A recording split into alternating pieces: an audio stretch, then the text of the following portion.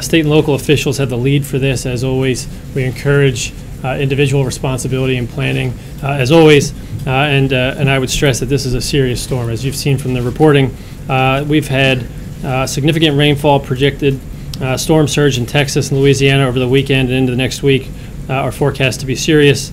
This could remain a dangerous storm for several days, and certainly we don't want to lose any life. Flooding, flash flooding, and other high wind damages, although we expect this to be a rain event more so than a wind event. Neither of those things can be counted upon, so taking this seriously and preparing is very important. Governor John Bel Edwards in Louisiana has a strong handle on what he's doing, and Governor Abbott in Texas likewise. So what we'd like to do is reinforce their planning efforts, challenge the people in the path to be prepared, to listen to their institutions and their state and local governments.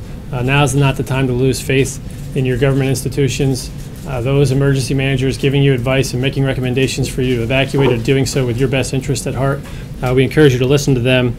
You never want to plan for the federal government to swoop in and provide everything that you need when you need it just on time, right?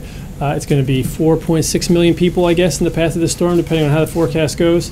That's a lot of people. We encourage people to be ready, be prepared, take some responsibility for their own safety as the next 72 hours unfold. Of course, food, water, shelter are the primary concerns.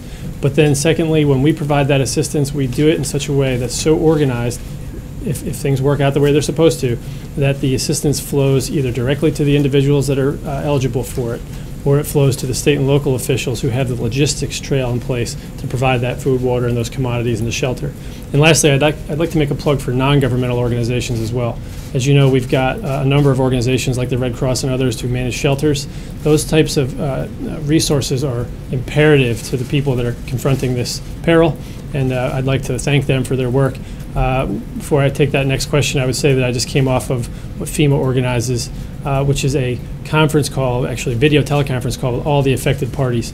And there were no unmet needs reported. We went across all the emergency support functions of the federal government, but also the state and local governments and the non-governmental organizations. And they all seem to be well postured, and they didn't report to us any additional needs. In fact, they all reported that they're in the right operational posture right now to help the American people in the path of this storm.